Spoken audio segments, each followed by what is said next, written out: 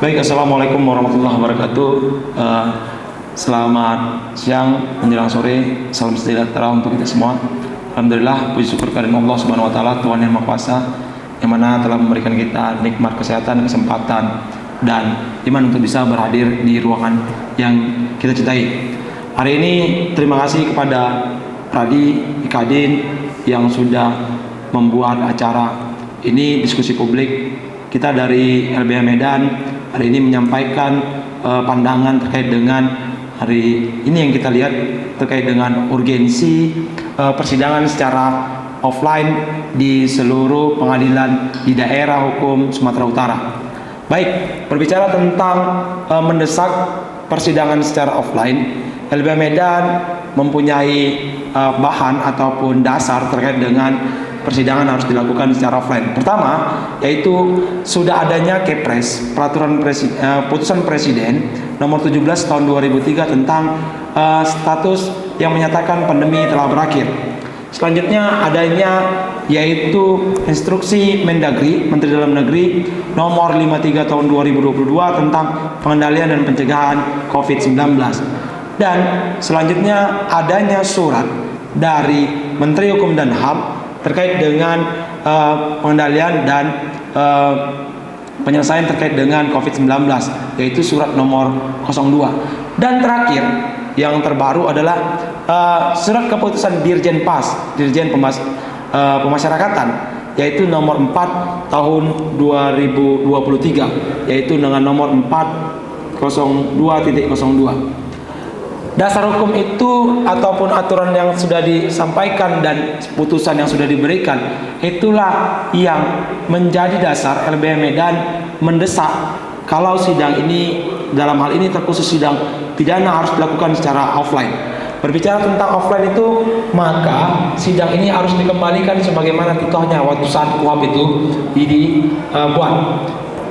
Kenapa harus secara offline? Karena kita menilai sidang online banyak menimbulkan masalah. Apa masalahnya? Baik dalam hal sarana dan prasarana. Kita temui di lapangan, kalau sidang online itu terganggu dengan adanya jaringan, tidak bisanya fokus kita mendengarkan persidangan itu dengan baik, dalam sistem pembuktian tidak lagi-lagi itu mencari kebenaran yang hakiki atau mencari kebenaran materialnya. Begitu juga dengan sidang online yang kita lihat hari ini, yang tidak difasilitasi dengan adanya internet yang bagus. Kita masih menemui sidang yang pakai handphone dan begitu. Oleh karena itu, sudah barang tentu sidang online ini sudah tidak layak lagi dalam kasus pidana. Oleh karena itu, maka kita mendesak Mahkamah Agung melalui Pengadilan Tinggi untuk segera melaksanakan sidang dilakukan secara offline. Data yang kita dapat berdasarkan pemberitaan, sudah ada pengadilan negeri yang melakukan sidang offline. Contoh, Padang Sidempuan, Tasikmalaya, Pengadilan Semarang, Pengadilan Saurlangun, Pengadilan Banda Aceh, itu sudah melakukan offline. Kenapa hari ini di Sumatera Utara itu masih belum banyak yang melakukan, atau belum semuanya melakukan sidang offline? Pengadilan di Lubuk Pakam itu sudah melakukan offline, tapi hanya di Lubuk Pakamnya saja. Yang kita ketahui secara fakta, kita turun ke lapangan, baik di cabangnya itu belum. Semisal di PN Negeri Lubuk Pakam cabang Banjarbatu. Oleh karena itu, sekelumit banyaknya permasalahan tadi yang sangat berdampak kepada terdakwa, berdampak kepada korban dan masyarakat. Untuk apa? Sidang ini kan harus dilakukan secara maksimal, secara benar, secara fair and trial, dan nantinya sidang ini akan memberikan keputusan-keputusan yang berdasarkan keadilan. Bukankah sidang yang diputuskan dalam pengadilan itu berdasarkan ketuhanan dan keadilan, demi keadilan berdasarkan ketuhanan Yang Maha Esa? Oleh karena itu, kalau sidang hari ini masih saja dilakukan online, kami meyakini tidak akan nampak keadilan itu. Bagaimana di persidangan memeriksa orang dengan secara online yang sulit didengar? Semisal lebih parahnya lagi, kita temui di lapangan, dia pakai HP-nya, kan begitu, dalam proses persidangan, ya sudah ya, kau ngomong itu aja, udah ngaku kau kan begitu, atau udah lagi, udah kau ya itu, ada simpulan-simpulan dalam persidangan. Padahal dalam KUHP itu tidak dibenarkan untuk menyimpulkan hasil persidangan, kan begitu. Artinya proses persidangan itu tidak fair and trial lagi, dan ini berimbas kepada putusan yang nantinya bukan putusan yang main-main, tetapi putusan yang kedepannya untuk memperbaiki para terdakwa tadi dan memberikan keadilan para korban dan memberikan edukasi kepada masyarakat bahwasanya tindak pidana ini bertentangan dan dihukum akan berat, atau tindak pidana ini sebagai pengalaman bagi masyarakat untuk tidak menjadi korban. Kira-kira. Oleh karena itu sidang offline haruslah segera dilaksanakan. Kami memberikan gambaran mirisnya. Ini berdasarkan informasi di lapangan, dugaan-dugaannya bahwasannya hari ini orang sulit menghadirkan sidang offline karena apa? Sidang offline diduga harus berbayar, diduga ada biayanya, kan begitu. Ini bisa di cross check, kita itu temukan dari pandangan-pandangan rekan-rekan yang lain yang mengalami, kira-kira begitu. Jadi kalau ini terus menerus dilakukan seperti ini, kita khawatir dan menduga ini akan jadi tempatnya transaksional dalam proses memohonkan sidang secara offline. Oleh karena itu, sidang offline tidak ada alasan lagi untuk tidak dilaksanakan demi tegaknya hukum dan keadilan. Saya yakin dan percaya di sini banyak lawyer yang pernah nangani terdakwanya yang pasti mengkomplain tentang sidang online. Kira-kira itu dari saya sebagai penutup, sebagai pembuka pembicara ini. Mudah-mudahan nanti diskusinya lebih menarik lagi dan tidak hanya satu arah, bisa dua arah. Terima kasih. Lebih kurang mohon maaf. Bila taufiq wal hidayah. Assalamualaikum warahmatullahi wabarakatuh. Waalaikumsalam.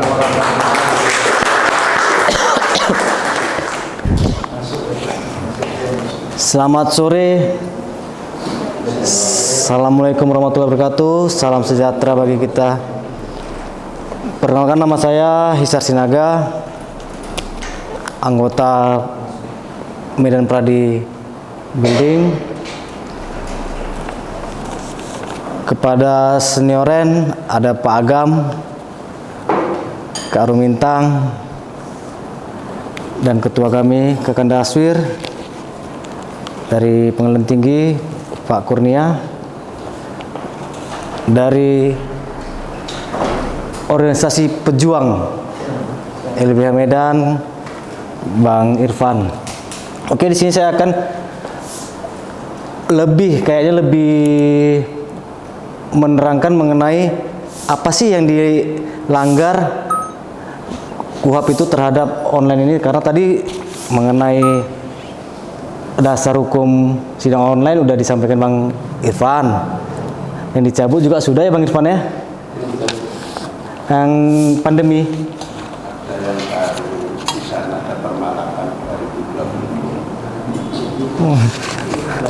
Oke, terima kasih.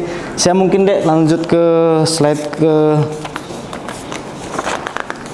lagi.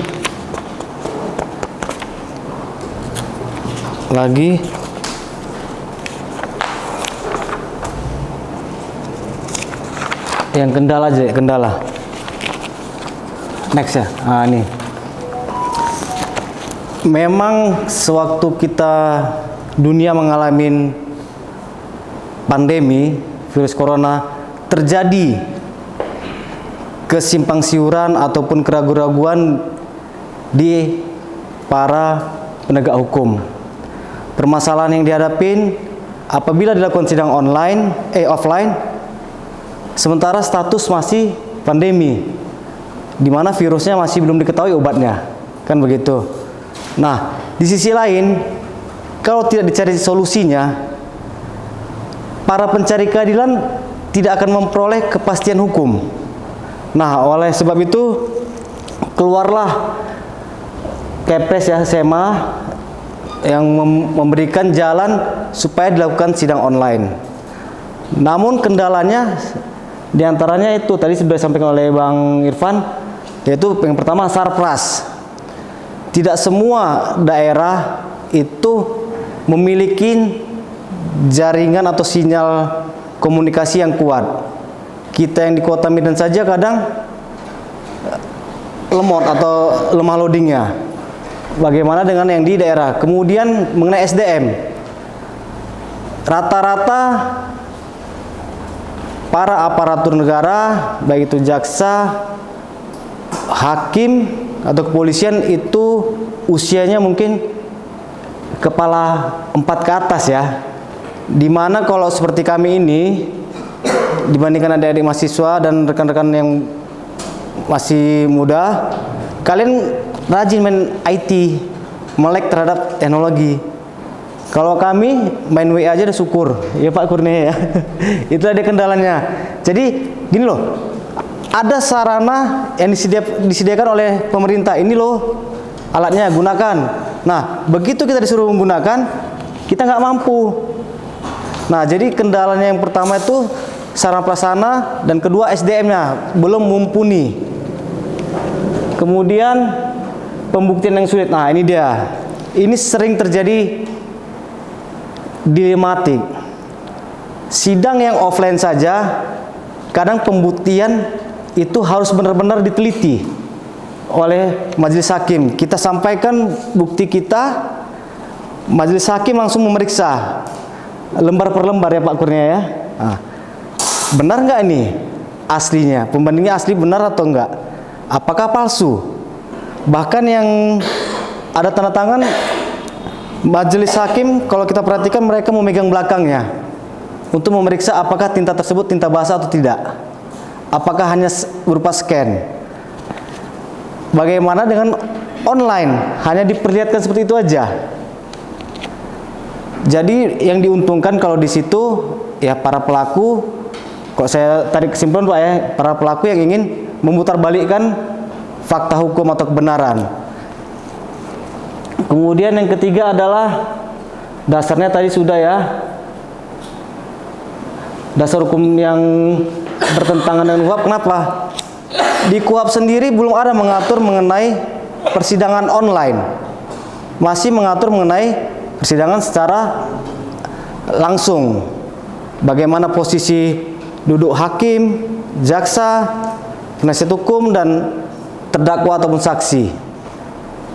Kemudian kendalanya sidang online yang keempat yaitu pemenuhan hak terdakwa yang kurang optimal. Seperti tadi disampaikan oleh Bang Irfan, itu tersangka atau terdakwa menurut pasal 52 KUHP dia bebas menyampaikan pendapatnya.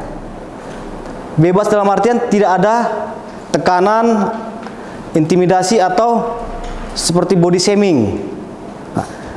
Kalau sidang online, seperti kita sama-sama ketahui, terdakwanya sama seperti ini saat ini nih. Saya sedang oleh Pak Abdul.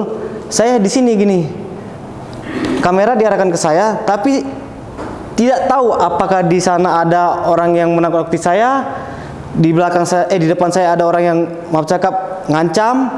Nah, jadi patut diduga saya tidak bebas. Kalau saya terdakwa, saya tidak bebas untuk menyampaikan keterangan saya sebagai terdakwa ataupun memberikan pembelaan diri saya untuk mempertahankan hak-hak saya. Itu dia kendalanya dalam hak pemeriksaan ataupun hak terdakwa tadi. Next deh. Nah, kemudian di pasal 230 itu tegas disebutkan atau diatur di KUHP bahwa ruang sidang sebagaimana 230 ayat 1 ya, sidang pengadilan dilangsungkan di gedung pengadilan di dalam ruang sidang. Jelas disebutkan bahwa yang namanya persidangan itu dilakukan di pengadilan. Di pengadilan tersebut ada ruang sidangnya, di mana posisi hakim, posisi jaksa atau penuntut umum ataupun posisi PH, penasihat hukum. Kemudian kalau di online kan berarti sudah berubah posisinya. Seharusnya majelis hakim di atas, JPU di sebelah kanan, penasihat hukum sebelah kiri bersama dengan terdakwa. Kalau online bagaimana posisinya? Kan gitu. Berarti kan sudah melanggar pasal 230 ayat 1. Kan begitu. Yang kemudian yang ayat 2-nya, dalam ruang sidang hakim, penuntut umum, penasihat hukum, dan panitera mengenakan pakaian sidang dan atribut masing-masing. Kalau sidang online, seperti tadi disampaikan oleh Bang Irfan ya, dia bisa satu orang aja karena mungkin kameranya ke satu hakim majelis, yang lain tidak, kan begitu. Kemudian terhadap JPU-nya bisa aja dia pakai apa sih namanya, toga, tapi yang temannya juga tidak ada. Nah, kalau yang kita perhatikan kayak sidang online, saya rasa terdakwanya pakaian biasa ya Bang Irfan ya. Di lapas saya pakaian biasa aja ya. Ada yang pakai pakaian juga kan? Oke, kemudian di pasal 154 itu jelas disebutkan mengenai pemeriksaan saksi.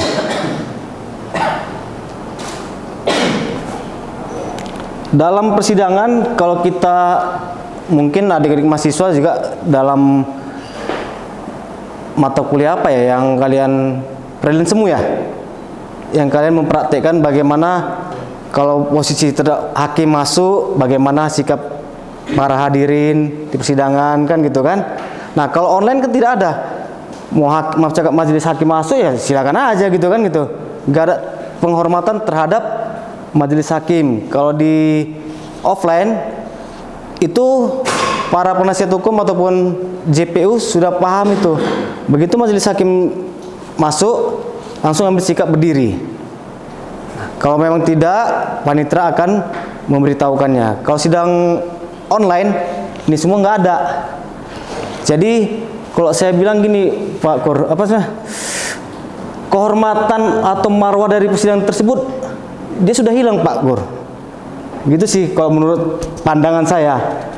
Dimana kita selama ini sewaktu masih kuliah diajarin, oke, majelis hakim memasuki ruangan, para hadirin dipersilakan berdiri.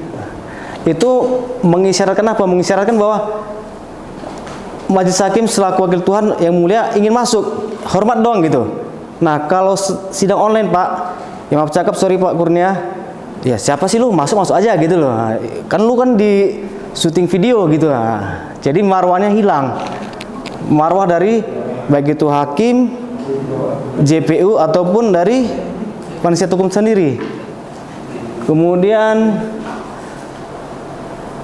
dalam persidangan juga kalau saksi itu kebiasaan ya, atau bukan kebiasaan, aturan, apabila ingin dihadirkan saksi 5 orang, maka saksi yang belum diperiksa tidak diperbolehkan berada dalam ruangan karena takut apa?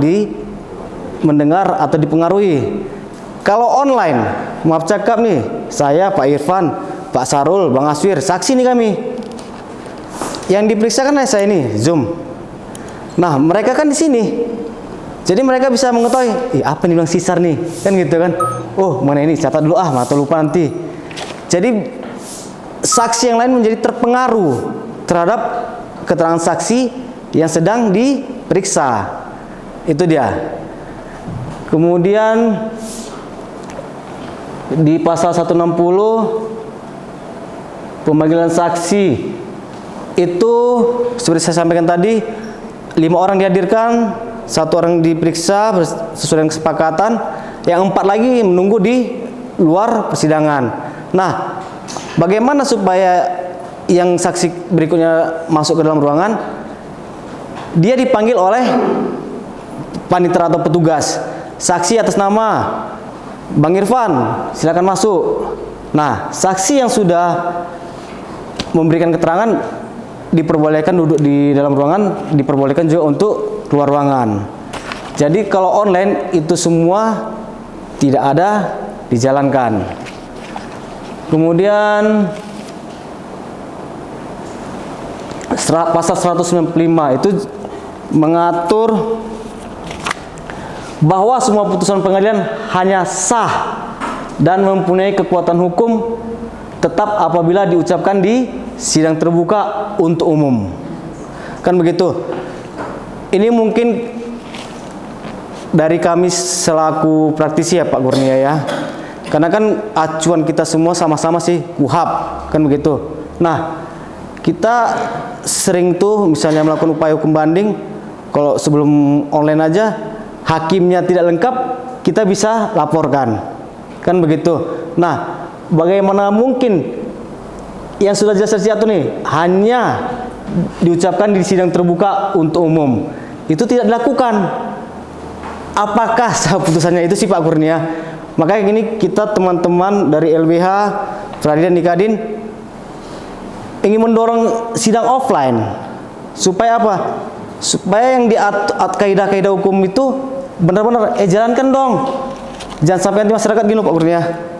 Kawan hukum, memang betul ada gium hukum untuk dilanggar gitu. Kenapa? Kalian saja jelas-jelas diatur di KUHP kalian langgar. Nah, jangan sampai nanti adik-adik mahasiswa ini ngomong gitu sama kita. Banyak kali mau cakap, banyak kali cakap kau bang, katanya kan. KUHP aja nggak kau jalankan. Nah, itulah dia.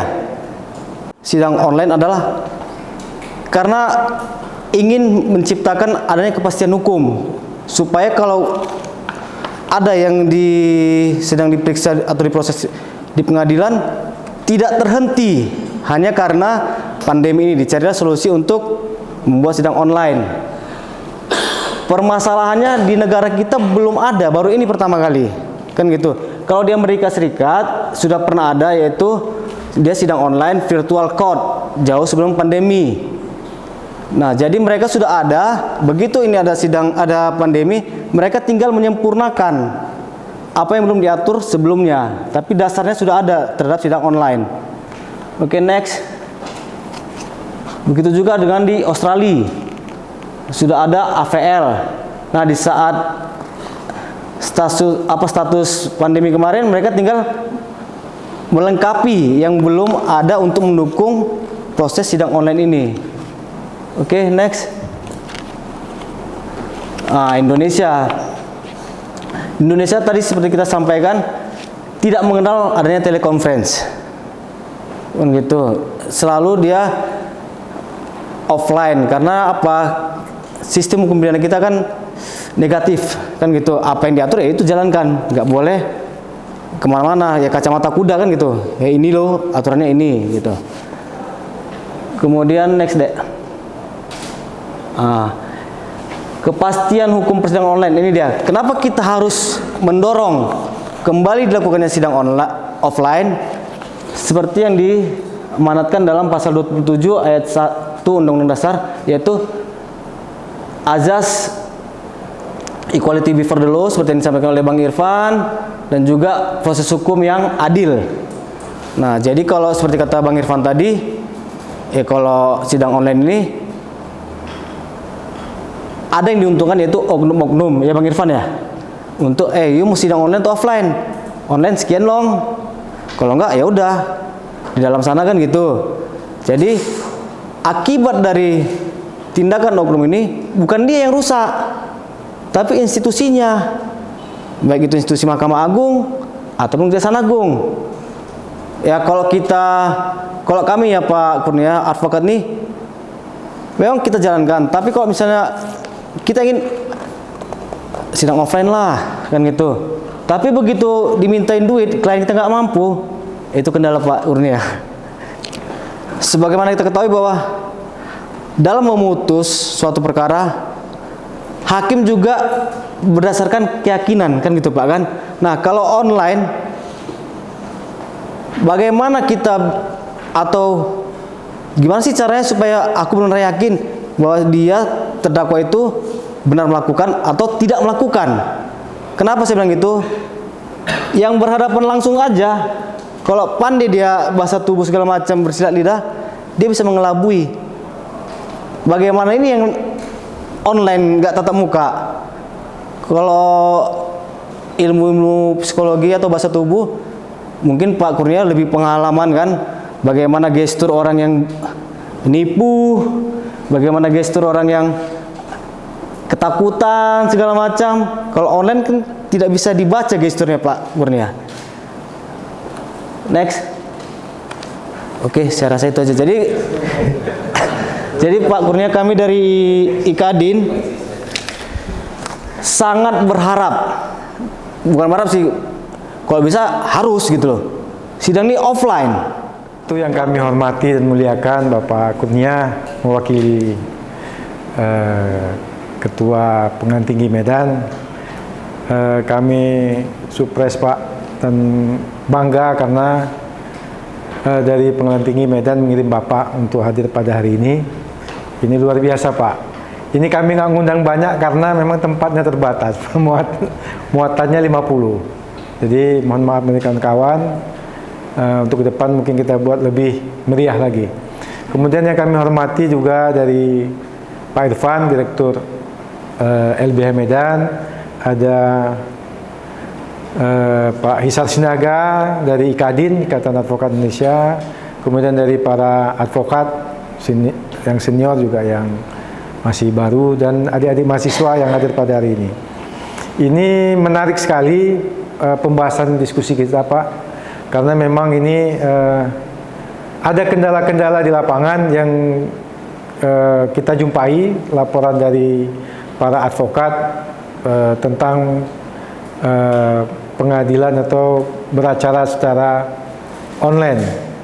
Tadi sudah dipaparkan dua pembicara, mungkin sudah bisa ditangkap, ada positif, ada negatif.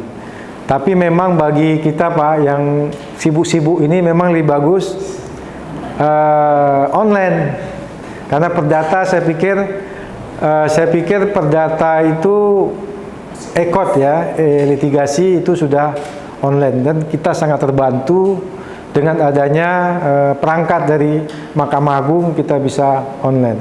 Tapi pidana ini memang terkendala kita tentang pembelaan kita di pengadilan. Kadang-kadang kita seperti disampaikan tadi, memperjuangkan klien itu tidak maksimal di dalam pengadilan. Tapi memang harus, apakah bagaimana ke depannya Pak Kurnia, apakah dibuat hibrid, misalnya ada yang online, ada yang offline. Misalnya offline itu pemeriksaan saksi dan bukti harus offline, nah gitu ya.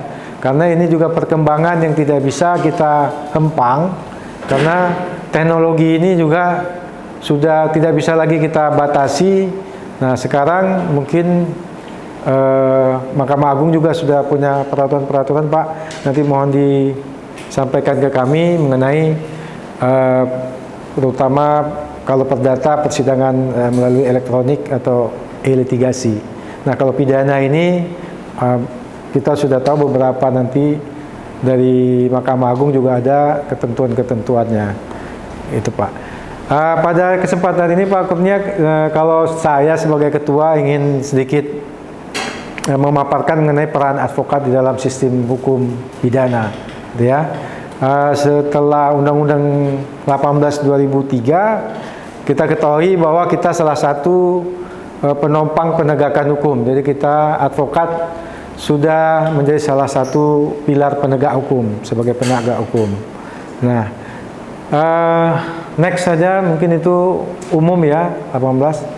Next, ini officium nobile, biasalah Pak ya, kami sebagai lembaga penegak hukum, adigiumnya sebagai profesi yang mulia terhormat. Lanjut, fungsi ya, fungsi utama advokat ini mewakili kliennya pasti di dalam pengadilan dan di luar pengadilan. Itu sudah ada di dalam Undang-Undang Advokat ya. Itu fungsi utama, memberi jasa hukum kepada klien di dalam dan di luar pengadilan. Lanjut, peran ini dalam sistem sistem peradilan pidana ya, ada hakim sebagai perwakilan negara, advokat, masyarakat, jaksa, kepolisian, KPK itu mewakili pemerintah, ya. Lanjut sebagai penegak. Ini Pak, kami bebas mandiri Pak. Kemudian ya kami saat ini terus meningkatkan kapasitas dari para advokat. Salah satu cara melaksanakan diskusi. Untuk itu Pak, untuk ke depan kami sangat berharap Pengadilan Tinggi Medan dan jajarannya tetap membantu Pradi. Perlu kami informasikan Pak, alhamdulillah anggota kami sekarang 3.000 Pak. Ya 3.000, jadi kalau kita undang hadir 1.000 pun udah lumayan. Atau kita buat secara online sosialisasinya. Lanjut, ini lanjut saja ya, peran organisasi nanti apa ya. Saya rasa tidak terlalu dalam hal pembahasan kita kali ini. Lanjut. Nah, ini dia.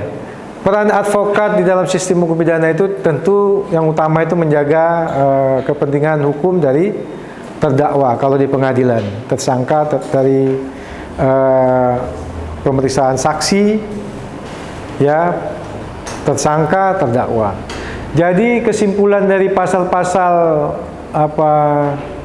peran advokat di dalam sistem hukum pidana ini, kami belum melihat adanya khusus pasal untuk masalah hak terdakwa di pengadilan, Pak.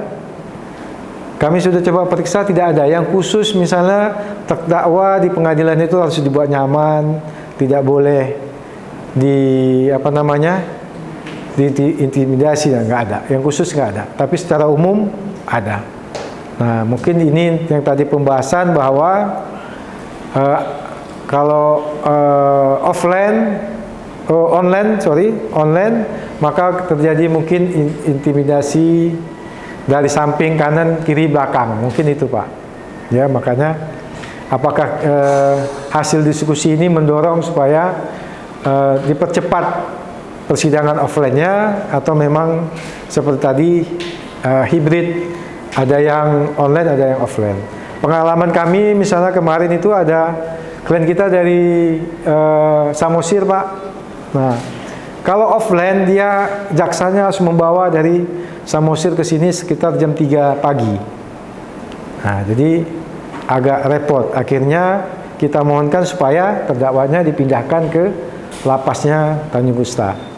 Nah, ada positif, ada negatifnya. Tapi kalau memang seperti tadi informasinya, kenyataan di lapangan untuk memindahkan tahanan aja itu biasanya perlu administrasi dan hal-hal yang pengawalan untuk memindahkan aja posisi dia dari Samosir ke Medan, itu banyak sekali prosedur yang harus kita lalui. Nah, tapi jika bisa online, mungkin pemeriksaan masih tahap pembacaan dakwaan, ya, eksepsi, jawab-menjawab itu masih bisa online. Tapi kalau saksi, misalnya pemeriksaan terdakwa, itu mungkin bisa offline. Mungkin demikian yang bisa kami sampaikan, Pak. Mungkin diskusi ini mudah-mudahan sangat bermanfaat bagi kita sebagai advokat, dan ada mahasiswa juga, ya, bisa bermanfaat untuk menambah wawasan, dan ada mungkin rekomendasi nanti Pak Kur, atau saran dan apalah yang bisa dihasilkan. Mungkin demikian. Wassalamualaikum warahmatullahi wabarakatuh. Selamat siang menjelang sore. Makasih, Pak. Makasih, Pak. Untuk selanjutnya kita beri kesempatan kepada Pak Kurnia yang mewakili Ketua Pengadilan Tinggi Medan untuk menyampaikan.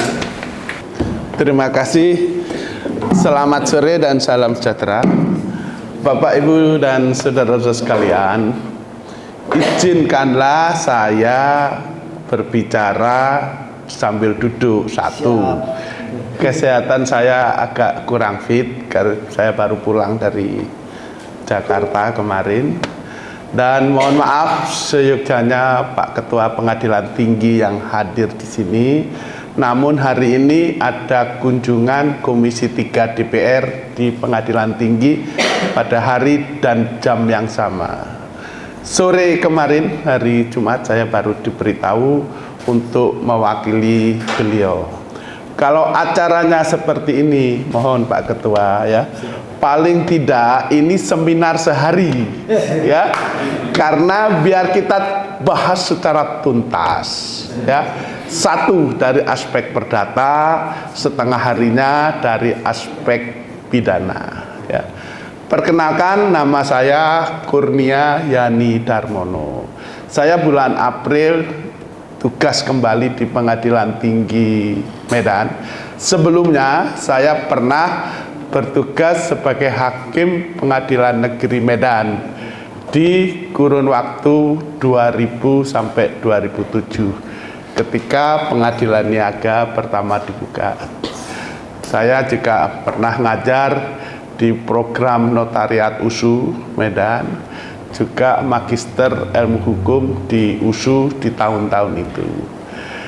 Mudah-mudahan kita bertemu di sini walaupun waktunya pendek, paling tidak memberi manfaat. Bahan-bahan yang saya bawa, satu itu sosialisasi Perma nomor 6, nomor 7, dan nomor 8. Itu bahan terbaru yang disampaikan Mahkamah Agung oleh Ketua Tim Pak Syamsul Mu'arif kepada seluruh hakim di Indonesia Februari 2023. Jadi itu sosialisasi tentang persidangan elektronik. Yang kedua, bagaimana kondisi keadaan perkara di wilayah pengadilan tinggi. Itu ada PowerPoint-nya Pak KPT, kebetulan saya ikut menyusun mengenai keadaan perkara di wilayah pengadilan tinggi. Baiklah Bapak Ibu Saudara, mengenai persidangan elektronik, ada alasan-alasan kenapa ini mesti dilakukan. Mau tidak mau, suka tidak suka, harus dijalankan. Nomor satu, di blueprint Mahkamah Agung untuk mewujudkan peradilan yang agung capaiannya 2035. Kebutuhan pelaksanaan proses peradilan dengan memanfaatkan teknologi sewaktu keharusan. Kita sudah hidup di zaman global, zaman digitalisasi. Dalam kehidupan sehari-hari, apapun elektronik, digitalisasi sudah sewaktu kebutuhan. Apalagi di dalam dunia perdagangan. Semua transaksi-transaksi, pembayaran, bukti, semua orang tidak membuat bukti-bukti konvensional. Itu yang dilakukan. Yang kedua, kebutuhan pemerintah. Bapak, Ibu, dan saudara sekalian, siapapun yang memerintah itu terikat dengan hukum yang bersifat universal. Ya, di dalam sistem situ untuk memfahatkan,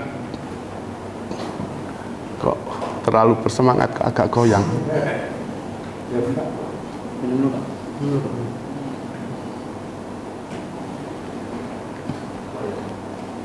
Atau ngelirik itu jadi goyang. Ya. Siapapun yang memerintah, pelayanan kepada masyarakat dengan teknologi informasi itu merupakan suatu kebutuhan. Begitu juga kemudahan berusaha itu ada rating secara universal. Siapapun yang memerintah harus mentaatin situ. Kalau indeks kemudahan berusaha kita jeblok, maka kita akan dikucilkan dalam tata pergaulan dunia. Perdagangan kita dihambat. Begitu juga sistem peradilan kita. Itu sudah menjadi panduan.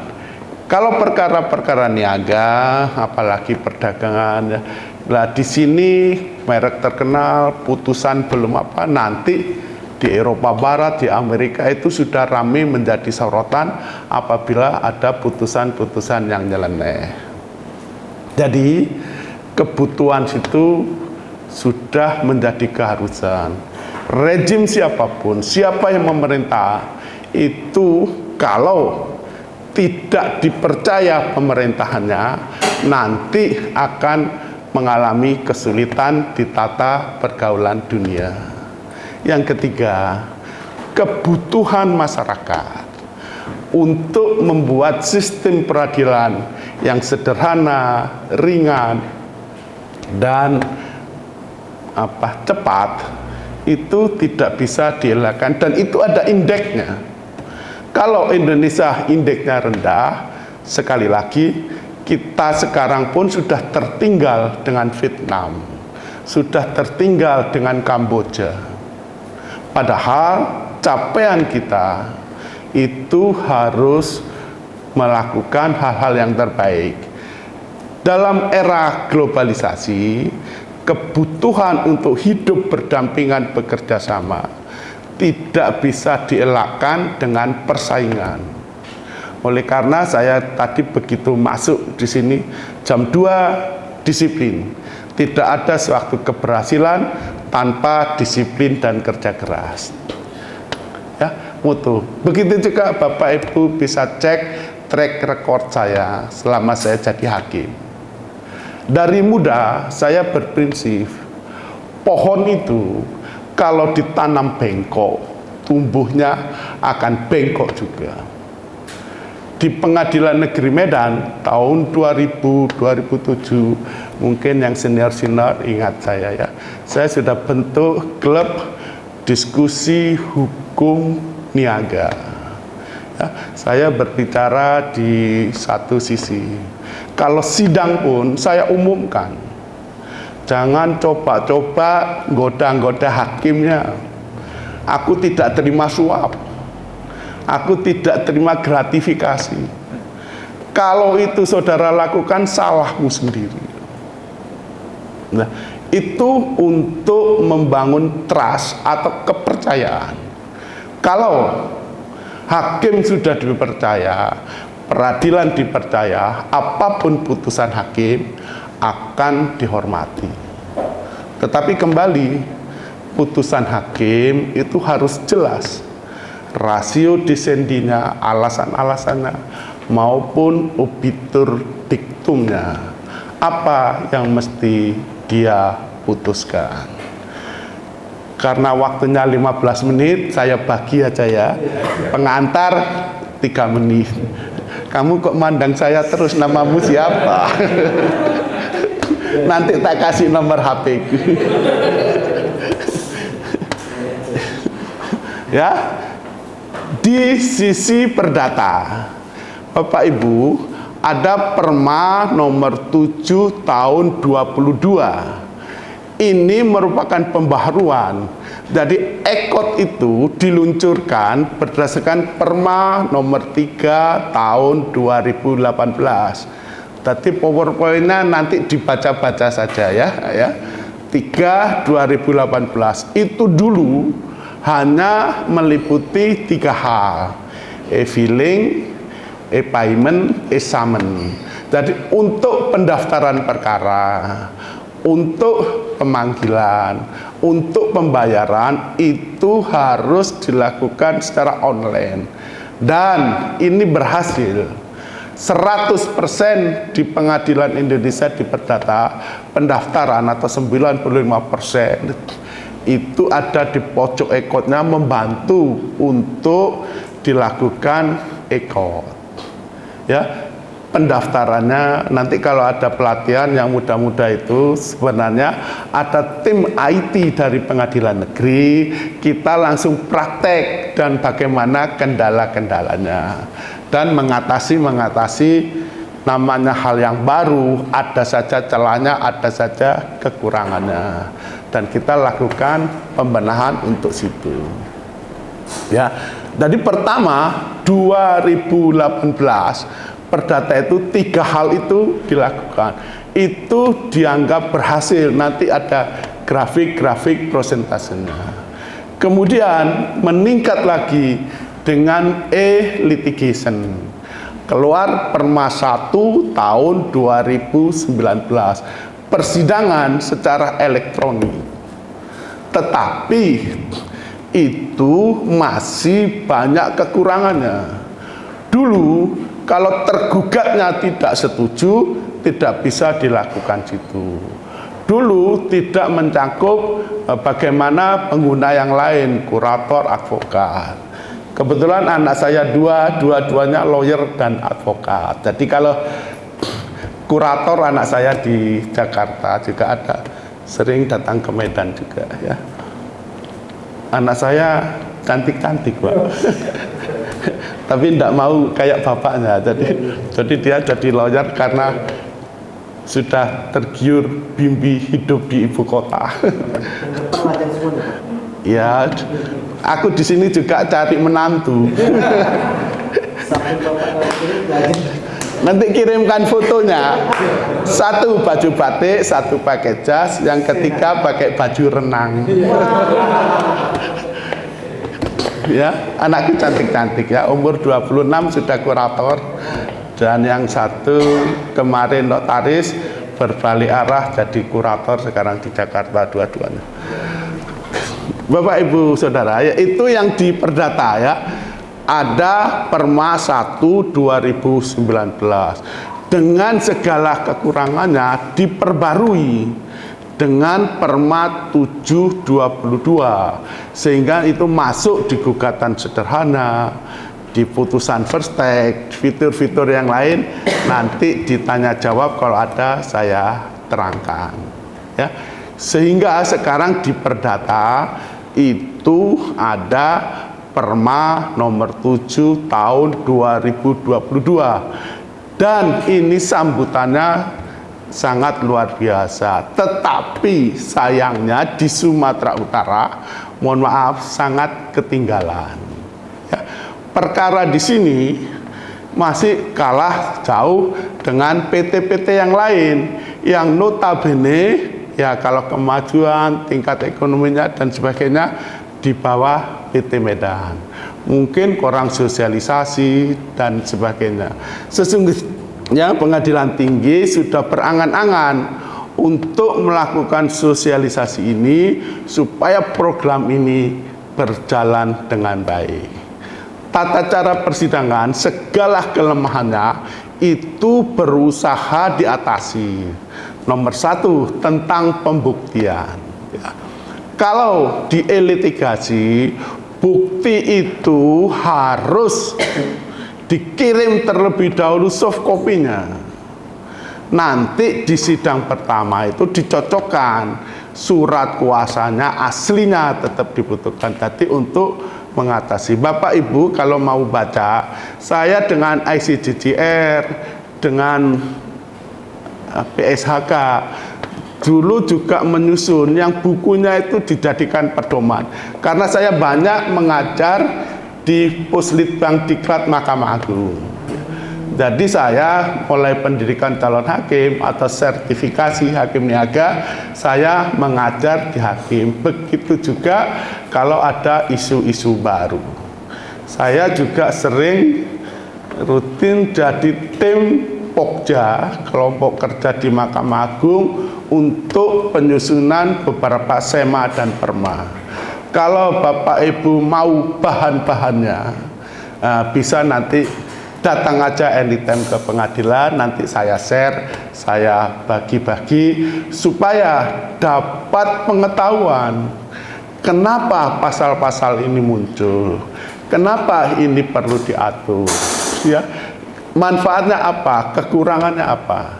Nah itu supaya berbenah. Dari Medan biasanya Profesor Dr. Ningrum Sirait itu kolega saya sering ketemu di MA. Kemudian berjalanlah litigasi dalam perkara perdata dengan segala kekurangannya. Ini diatur sampai pengajuan tingkat banding. Ada Perma nomor 6 tahun 2022, upaya hukum, kasasi, dan PK, sudah ada permanya. Tetapi petunjuk teknis Ketua Mahkamah Agung sampai saat ini belum terbit dan sedang digodok. Kalau itu terbit, nanti berkas yang dikirim di MA itu tidak lagi bundel-bundel A dan B yang asli, cukup soft copy-nya. Untuk mengatasinya, nomor 1 di setiap PN itu ada tim verifikasi dan tim pemberitahuan. Ya, kalau ada kekurangan, ada kesalahan, ada disitukan. Yang sedang berjalan tapi di PT Medan, ketinggalan saya sebelumnya hakim di Samarinda, perkara bandingnya itu di sana itu sudah menggunakan ekot rata-rata. Tapi kalau masih kurang, misalkan perjanjian yang di-scan itu kan tiap halaman sulit dibaca, dan di email aslinya situ, atau berkas bundel buktinya itu dilakukan. Nanti benar persidangannya untuk pembuktian dilakukan secara hybrid. Nomor satu, bukti-buktinya situ dikirim terlebih dahulu, hakim sudah membaca buktinya, nanti dicocokkan situnya. Kalau saksi bisa dilakukan online maupun offline, itu di perkara pidana, di perkara perdata. Sekarang perdata pun fiturnya bertambah, termasuk meliputi perkara-perkara niaga. Sehingga pengguna ekot, kalau dulu hanya advokat, sekarang ditambah pengurus dan kurator. Begitu juga kolom-kolomnya. Inti sekali lagi untuk memudahkan berusaha sistem peradilan di Indonesia. Kalau itu tidak dilakukan, nilainya jeblok, investasi tidak akan datang ke Indonesia. Kita akan dikucilkan, barang-barang kita tidak bisa diterima di Eropa Barat, di Amerika. Itu keadaan yang harus kita lakukan di perkara pidana. Bapak Ibu nanti baca tulisan saya tentang fair trial, sistem peradilan, pedoman untuk aparatur hukum dalam menyidangkan perkara. Itu untuk di kejaksaan, di kepolisian, dan di pengadilan itu seringkali dijadikan bahan rujukan. Kalau Bapak Ibu yang muda-muda berniat, saya juga banyak menulis bahan tentang diklat untuk para calon hakim. Disitulah diatur ya apa-apa yang mesti dilakukan oleh pengadilan maupun penegak hukum. Dalam perkara pidana, memang dengan pandemi dulu dimungkinkan untuk persidangan secara online. Dan luas Indonesia yang 17.000 pulau, satu daerah dengan daerah yang lain. Saya pernah jadi ketua pengadilan negeri di Palangkaraya. Kalau tipikor itu dari kota, tak kira kasih kode aku mau boleh minum. Ya, dari satu kota itu bisa 15 jam, 20 jam. Sehingga sidang dengan COVID itu dulu dimunculkan pertama dengan SK KMA, kemudian terbit Perma nomor 4 tahun 2020. Sekarang dengan segala kendalanya, Perma itu diperbarui dengan Perma nomor 8 tahun 2022. Intinya adalah persidangan elektronik dimungkinkan dengan syarat-syarat tertentu untuk menegakkan fair trial, peradilan yang bebas dan tidak memihak, sistem perlindungan hak asasi manusia itu harus ditegakkan. Oleh karena itu dalam Perma itu diatur secara rigid bagaimanakah persidangan online itu harus dilakukan.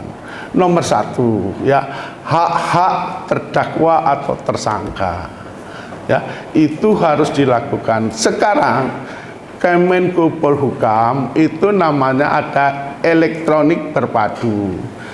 Semua penyitaan, penggeledahan, izin perpanjangan penahanan semua itu sudah online, sehingga polsek-polsek tidak perlu datang ke pengadilan untuk sekedar meminta izin. Maaf saya minum ya.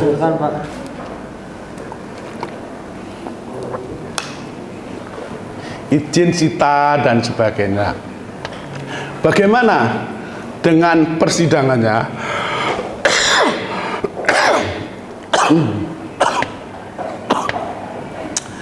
Biasanya ya, lah ini di Sumatera Utara juga ketinggalan. Di Kalimantan Timur setelah Polda, PT, Kejaksaan Tinggi, Rutan, advokat itu membuat komitmen bersama, ya, diperlakukan e-berpadu. Kejaksaan tidak menerima berkas lagi dari polisi kalau tidak ada soft copy elektroniknya. Begitu juga kejaksaan limpah ke pengadilan itu harus ada soft copy. Keuntungannya apa? Nomor satu, memudahkan prosesnya.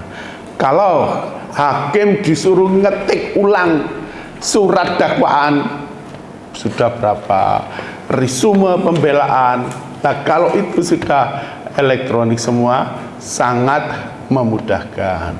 Bagaimana mengatasi kendala-kendalanya? Untuk hak-hak terdakwa tidak dikebiri, sistem bagaimana pembelaan bisa dilakukan maksimal, bagaimana hakim menilai bukti-bukti, nanti dibaca ya, pembaruan di Perma nomor 8 tahun 2022. Ada di poin-poin makalahnya Pak Samsul Ma'arif ini, pembaruan-pembaruan apa yang dilakukan. Tapi sebagai suatu sistem yang baru, kita akan mengalami kendala. Begitu juga mengenai pemanggilan. Kalau dulu orang memanggil itu harus lewat jurusita, nah, sekarang cukup dengan surat tercatat. Ini agak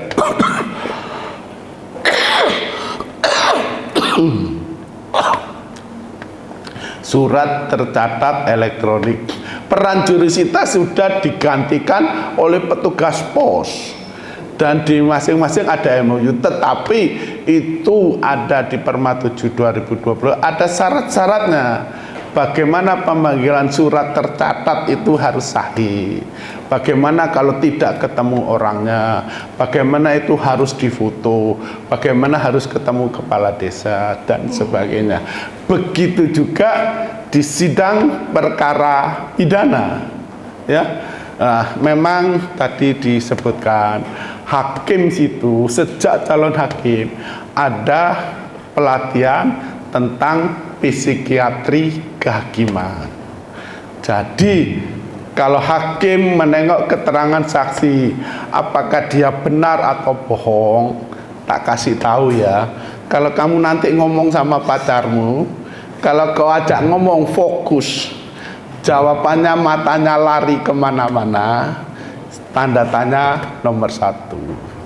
Yang kedua, kalau orang berbohong, itu darahnya akan mengalir dengan deras.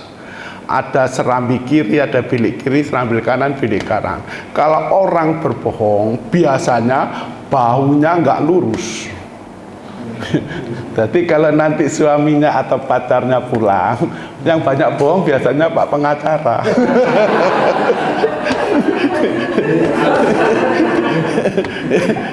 Karena kliennya di mana-mana. Ya, kalau kata Mahfud MD, hakimnya itu kalau rapat sama Profesor Jimmy Asidi, tinggal yang untung tetap pengacaranya.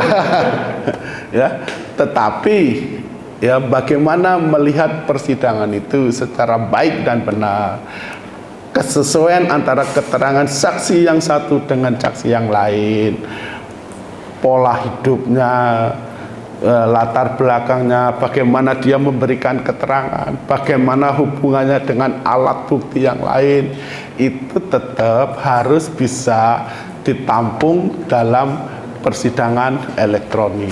Oleh karena itu, setuju sekali untuk kasus-kasus tertentu, ya kalau pembacaan dakwaan apa-apa belum pemeriksaan, silakanlah di online kan. Tetapi kalau yang vital, misalkan pembelaan, saksi acat maupun adecat, bisa dilakukan secara konvensional, sehingga persidangan hybrid nanti kalau sudah diatur regulasinya, kalau terdakwa di LP itu harus ada ruangan khusus yang kamera bisa melihat, dia bisa memberikan keterangan secara bebas.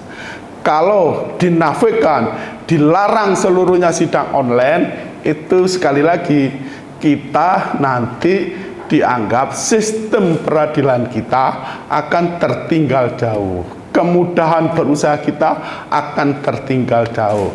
Dan kita akan dikucilkan dalam tata pergaulan di dunia internasional. Kalau pemerintah tidak dipercaya, gampang nanti dimasukkan. Ciri-cirinya, ekonominya akan terus merosot. Dimulai dari kurs mata uang. Bapak Ibu belajar dari peristiwa 98. Dulu mungkin masih kecil-kecil ya. Katanya Kaisang, aku zaman Orde Baru masih kecil, enggak tahu. Ya. Jadi dulu semua tidak mengira akan ada reformasi itu. Ketika reformasi, saya di Jakarta ya. Saya dulu pernah asistennya Pak Sarwapa ya. Tapi istriku dulu juga hakim di Tanjung Balai Asahan sini. Karena peristiwa 98 itulah saya minta, pokoknya anakku dulu masih umur berapa bulan, saya balik saya kisaran istri Tanjung Balai ya. Disitulah peristiwa 98 sangat ngeri, dan mudah-mudahan tidak akan terjadi lagi di Indonesia. Karena dulu tidak ada akan mengira gitu. Golkar menang mutlak, pemilu berjalan damai, Pak Harto terpilih, mata uang kita sangat terjaga dengan baik, dengan kurs dolar 6.000 atau berapa ya. Tetapi ketika ada gejolak, Bapak Ibu tahu pasti ada investasi asing. Dulu ketika reformasi situ, armada 7 Amerika juga sudah mendekat di Teluk Jakarta. Untung kita tidak mengalami seperti Yaman sekarang, seperti Libanon atau seperti itu. Itu sekali lagi kondisi politik, kondisi ekonomi akan memengaruhi sistem peradilan kita. Sistem peradilan kita cepat atau lambat akan berubah. Sistem digitalisasi, sistem peradilan menggunakan elektronik harus kita lakukan. Segala kekurangannya, segala kelemahan harus kita atasi. Itu yang bisa saya sampaikan. Mohon maaf kalau ada yang tidak berkenan, kita tanya jawab. Terima kasih. Terima kasih kami ucapkan kepada Pak Puri yang telah menyampaikan paparannya, dan di sini untuk itu kita selanjutnya membuka sesi tanya jawab. Nah, inilah jenis diskusi, dan untuk sesi pertama kita beri kesempatan kepada 3 orang dan langsung menunjuk kepada narasumber yang mana yang pertanyaannya ya atau diskusinya ya. Oke, untuk itu kita mulai. Oke. Oh, yang ini dulu yang tadi, apa yang tadi? Yang Mbak itu biar aku tahu namanya, nggak nanya kau. Dia advokat atau calon advokat? Advokat baru. Sudah advokat. Sebut nama ya, namanya. Terima kasih Pak Senior Pemerhati Materi. Perkenalkan, nama saya Doni. Pak, saya ingin bertanya kepada para ketum organisasi advokat, begitu juga dengan perwakilan dari MIT. Bagaimana nih sikap konkret dalam menjalankan ataupun mengembalikan kembalinya persidangan offline agar potensi-potensi terlanggarnya hak-hak terdakwa tidak terulang ataupun tidak berkelanjutan sampai hari ini. Itu sih sederhana pertanyaan dari saya. Terima kasih. Oke, Atas kesempatannya, perkenalkan saya Jaki. Saya ingin bertanya kepada para narasumber. Tadi Pak Kurnia menyebutkan bahwa kita ini sudah masuk kepada zaman digitalisasi, jadi kita harus mengejar itu semua, sehingga kita harus tidak boleh tutup mata juga dengan persidangan secara online gitu. Cuman nyatanya kita itu bukan hanya harus mengejar zaman digitalisasinya, Pak. Kita juga harus melihat fakta-fakta di lapangan gitu. Saya pernah yang di pengadilan Lubuk Pakam itu cabang Pancur Batu, itu malah nggak ada signal. Hakimnya nggak ada signal, jaksanya nggak ada signal, karena kartu Telkomsel nggak ada signal di sana. Jadi saya yang pakai kartu Aksis harus hotspot agar persidangannya berjalan. Nah, ini kan agak aneh jadinya. Apalagi kalau sidang itu kan sama seperti yang disampaikan, kita harus jangan tutup mata juga dong dengan kejadian-kejadian seperti itu. Kita dengan harus mengejar-ngejar ketinggalan juga, tapi kita harus memperhatikan hal seperti itu gitu. Hakim selalu sering bilang tuh, udah paham aja ya, paham ya, pokoknya 14 hari, udah pikir-pikir aja lah kamu, jangan lama, udah matikan, udah. Jadi kan agak aneh kalau seperti itu Pak Kurnia. Jadi saya sepakat sebenarnya sebagai anak muda kita nggak boleh tutup mata dengan persidangan secara online, tapi harus dilihat juga apakah kita sudah sanggup melaksanakan persidangan secara online. Kalau kita belum sanggup, kita laksanakan juga banyak hak-hak yang terlanggar. Mungkin saya ingin dapat jawaban dari para narasumber tentang hal itu. Terima kasih. Baik, terima kasih. Nama saya Rumintangnya Baru. Kalau sama Pak Kurnia, saya sudah 2 kali sidang di Pengadilan Negeri Medan tahun 2000-an. Itu kasusnya masalah asuransi waktu itu, Pak. Saya tetap ganteng tau Bu. Ganteng masih tetap, badannya tetap sama, masih sama. Yang dulu sampai dengan sekarang. Baik, yang saya sebenarnya saya sepaham terhadap kita harus go internasional. Jadi kita tidak munafik, kita harus berada di posisi terbelakang. Supaya apa? Memang kita berbicara soal globalisasi ekonomi. Tuh. Saya juga ada yang sepaham bahwa memang ada yang offline dan ada yang online itu ya, tapi diletakkan di posisinya. Persoalannya kalau kita berbicara 2 sisi, satu pidana dan satu perdata. Untuk masalah kasus pidana memang kita harus pahami banyak di situ. Saya tidak tahu apakah karena majelis hakim, mohon maaf Pak ya, karena ngantuk atau karena apa saya tidak tahu. Tapi dalam proses pemeriksaan baik saksi maupun terdakwa itu hampir tidak menjadi skala prioritas. Itu yang saya lihat. Jadi terdakwanya juga saya melihat dia itu tidak tertekan tapi tertekan. Kenapa saya bilang tidak tertekan tapi tertekan? Tertekannya dia takut tuntutan itu kalau tidak sesuai dengan keinginan jaksa, dia akan berikan tuntutan. Jadi ada suatu bergening memberikan sesuatu kepadanya, lu bilanglah sesuai dengan BAP itu. Kalau dia masuk kepada online, tetapi kalau kita masuk dalam offline, kemungkinan akan lebih bisa kita bertanya lebih detail dan lebih apa gitu ya Pak ya. Satu kedua juga kadang-kala memang betul yang dibilang si adik ini, tidak semuanya memang kadang-kadang siap pakai advokat mempunyai apa sinyal ya kita bilang sinyal ya Pak ya, padahal pulsa sebenarnya di situ Pak ya. Seharusnya pengadilan negeri kalau dia mau bersifat pakai online harus seluruhnya difasilitasi. Jadi tidak harus tergantung kepada advokatnya, jaksanya.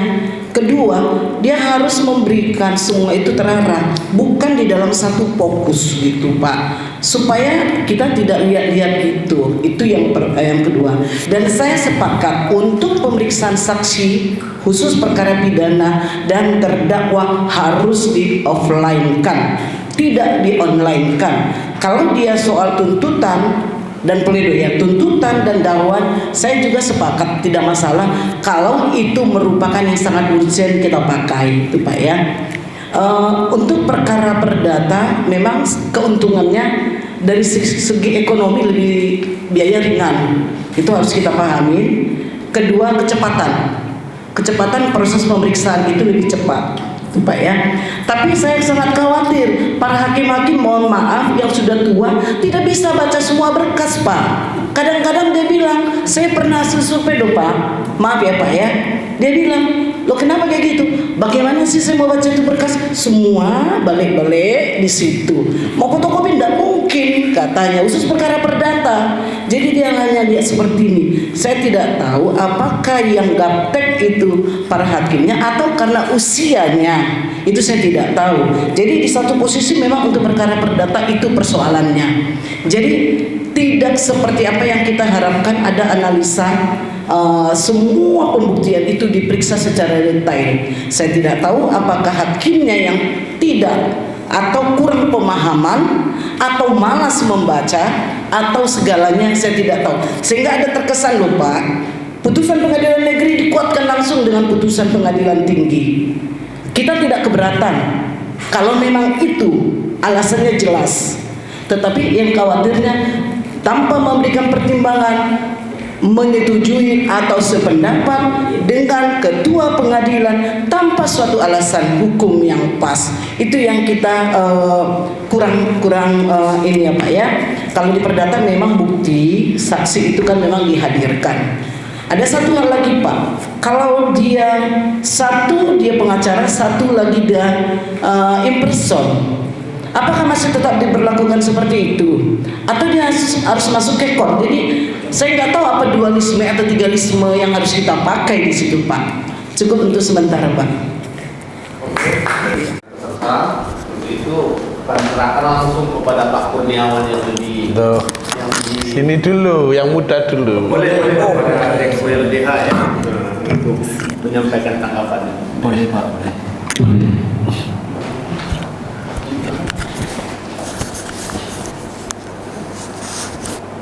Baik, tadi ada 3 penanya ya, Pak Doni, Pak Jaki, dan Bu Permintang ya. Sepertinya pertanyaan yang pertama itu bukan tertuju ke saya, kan gitu, pada ketua-ketua. Dan pertanyaan kedua itu terkait dengan bagaimana merespon. Saya mau bilang begini, Friedman mengatakan tujuan hukum itu 3, yaitu keadilan, kepastian, dan manfaat. Jadi kalau, mohon maaf, ketika ada semata-mata membuat suatu peradilan atau badan peradilan itu hanya untuk dilihat internasional dengan kecanggihan dan digitalnya, itu menurut saya sangat menyakitkan ketika hanya melihat dari sisi internasional melihat peradilan itu. Saya mau bilang begini, di mana waktu saya belajar kuliah dulu, investor akan hadir ketika negara itu aman, regulasinya baik. Investor akan hadir ketika negara itu aman dan regulasinya baik. Pertanyaannya ya, bagaimana negara itu aman, namun peradilannya belum cukup baik? Ketika peradilan itu belum cukup baik, menghukum, proses persidangan dan peradilannya itu masih prosedurnya banyak yang dilarang ataupun terlanggar, orang-orang yang teradili itu tidak mungkin akan bisa balik lagi dan melakukan hal-hal yang baik. Ini kan jadi stigma kalau peradilan itu nanti akan melahirkan orang-orang yang tidak baik ke depannya. Simpulnya adalah, artinya proses persidangan yang saya maksud dalam hal ini, setuju, perdata itu memang tidak kita singgung tentang online-nya, karena memang secara perdata yang hari ini online sangat membantu, dan sidangnya pun memang saksi dan ahli bukti itu secara offline. Ini urgensinya adalah terkhusus untuk pidana, Pak Kurnia dan kawan-kawan. Terkhusus untuk pidana, kalau misalnya tadi ada pandangan Ibu, kalau dakwaan ataupun tuntutan itu dilakukan secara offline, saya mungkin harus berbanding terbalik ya. Karena apa? Opening statement ketika seorang dituduhkan melakukan tindak pidana itu ada di poin dakwaan. Di dakwaan itu diuraikan tentang tindak pidana apa yang dilakukan dan apa yang disangkakan. Oke, kalau kita secara dakwaan bisa saja baca online, kita baca. Tapi esensinya adalah ketika persidangan itu dibuka di pengadilan dan dibacakan secara lantang oleh JPU, yang kalau offline aja dia bicara surat dakwaan, selesai, kan begitu surat dakwaannya. Seringan seperti itu. Apa dakwaannya gitu. Kalaulah kita hanya membaca online, bisa, dan kita akan menyatakan sikap secara online juga. Kami eksepsi ya, kan begitu. Tetapi hari ini esensi persidangan yang mau didorong adalah urgensinya adalah sidang offline di perkara pidana yang tidak ada celah seharusnya untuk dilakukan online. Kalau memang itu pun harus online, apakah itu tidak ada pertimbangan yang sangat matang? Kira-kira begitu. Kalau saksi maupun terdakwa sudah barang tentu sidangnya harus dilakukan secara offline. Tapi memang hari ini masih banyak saksi ataupun terdakwa itu dilakukan secara offline. Dan kita nggak dengar, tadi kata adik itu, sinyalnya jelek lah, atau ngomongnya apalah, kira-kira gitu. Dan gestur ini juga ketika orang dihadirkan di pesakitan, Pak Kurnia, di ruang sidang, di meja di bangku terdakwa, di situ akan bisa terungkap secara jelas fakta persidangannya itu bagaimana. Sebenarnya dia melakukan apa dan dia berbuat apa, atau dia tidak keluar sama sekali. Tapi kalau misalnya tadi saya setuju dengan Ketua IKD tadi, Bang Isan, kalau dia diletakkan di tempat yang lain yang kita nggak tahu kanan kirinya siapa, oke, ya sidang ya, iya. Nanti bahkan ada diajarin, nanti kok iya aja, kan begitu. Kalau nggak ada pengacaranya, oke, pasti begitu. Kalau ada pengacaranya, apa nggak kita kewalahan untuk mencari bukti-bukti, menggali sebenarnya apa yang sebenarnya terjadi? Maka urgensi ini semata-mata untuk perkara pidana yang mengejar tentang kebenaran material. Jadi bukan ujuk-ujuk untuk melihat pandangan internasional tentang negara kita, tapi bagaimana negara kita itu bisa melahirkan keadilan yang benar-benar adil. Karena apa? Itu sudah masuk ke ranahnya dari bagian dari Pancasila, keadilan sosial, kan begitu. Jadi kekuasaan kehakiman itu sependek pengetahuan saya ditujukan berguna untuk menegakkan hukum dan keadilan, bukan menegakkan pandangan internasional ataupun pandangan-pandangan luar. Cuma dua, tegaknya hukum dan keadilan. Apakah tegak hukum itu kalau ada prasarana maupun sarananya itu tidak memadai? Kira-kira gitu. Banyak orang mungkin harus ada penelitian secara mendalam ketika kasus-kasus atau perkara pidana itu banyak yang menjerat orang-orang yang notabene-nya yang tidak bersalah misalnya, atau dia bersalah tapi dia diadili lebih daripada apa yang dilakukan. Mungkin itu pandangan saya sementara, Pak, bagi para penanya. Terima kasih. Dani ya, sikap konkret kembali ke sidang offline, kemudian Jeki zaman digitalisasi. Saya hampir sama dengan Bang Irfan nih. Perlu saya sampaikan ke Pak Kurnia juga, memang perlu kita untuk mengikuti perkembangan zaman teknologi di dunia internasional. Namun kalau saya dulu Pak dididik orang tua, bahkan juga senior-senior mendidik saya, kau tidak perlu mempoles dirimu dari luar, poles dulu dirimu dari dalam. Yang ingin saya sampaikan kepada Pak Kurnia gini Pak, mohon dibenahi dulu yang di dalam ini Pak. Yang saat ini sedang ada itu masih carut marut. Yang sedang berlangsung carut marut, kita buat lagi yang baru, semakin memperlihatkan carut marutnya peradilan kita Pak. Kan begitu. Oke, kita sependapat kalau perdata kita buat online. Namun terkendala contohnya pemanggilan para pihak itu via pos. Ada kalanya kita alamatnya benar nih, seperti saya mau menggugat nih Bang Irfan, jelas-jelas alamatnya dan posisi keberadaan Bang Irfan tuh di situ. Akan tetapi oleh pihak pos dia bilang tidak ada, karena mungkin Bang Irfan bilang bukan saya. Panggilan dia dilakukan oleh JSP saja itu sering dipermainkan. Saya jujur, saya pernah mempermainkan Pak, kan gitu. Saya nggak munafik, saya tidak tafiskan, saya bilang agak dilama-lamain lah panggilnya kan gitu. Nah, kemudian kalau dalam perdata Pak yang kita online, di saat waktu mengajukan memori itu sudah habis di PN. Nah, kalau dulu sidang offline kita masih bisa ngejar nih ke PT kan gitu Pak kan. Nah, oke, orang PT bilang oke, sini kami terima. Pada saat sidang atau proses persidangan online, orang PT bingung. Kami mau aja terima, tapi bagaimana sistemnya, apa yang kami gunakan gitu loh. Itu sih Pak, mungkin kita berbenah oke. Kalaupun memang harus dilakukan online terhadap persidangan di perdata silahkan, tapi tolong dong yang kemarin aja borok-borok yang kita lakukan ya. Saya bilang kita kenapa? Karena kita sesama penegak hukum. Tidak boleh kita hanya menyalahkan pihak pengadilan atau apa. Kami juga sebagai pelaku juga Pak. Kan begitu. Mari sama-sama kita beresin dulu boroknya.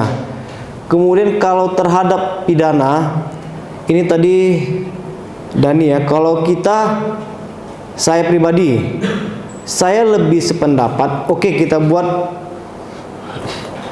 luring, ada offline, ada online.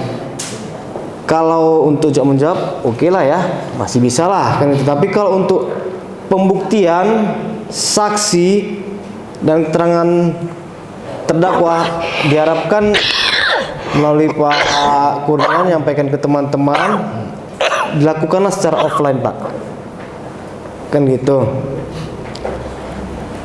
Karena seperti yang tadi disampaikan juga oleh Kak Rumintang, kalau kita pun ikutin digitalisasi sementara IT kita tidak bisa, bagaimana kalau nggak mumpuni Pak? Jujur aja, tidak semua advokat itu Pak memiliki kemampuan finansial yang tinggi, kan gitu.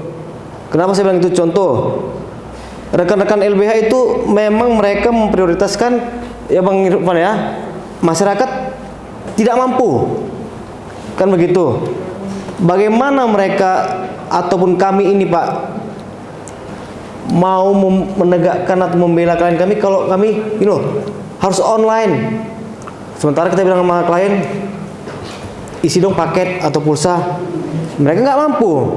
Mereka bilang, daripada saya isi pulsa Pak, bagus saya beli beras, kan gitu. Itu sih kendala. Mungkin kalau harus dilakukan, oke, seperti kata Kak Rumintang, pihak pengadilan menyediakan hotspot gratis, kan begitu, wifi, kan gitu. Gitu sih Pak, menurut pendapat saya ya. Dari yang muda sebenarnya ada yang muda, semua juga muda kan ya. Juga muda, usia aja angkat. Baik, kalau tadi pertanyaan Doni ya, sikap konkret kita pada hari ini, seperti saya sampaikan tadi, memang ini nggak terbendung ya. Teknologi informasi ini nggak terbendung lagi.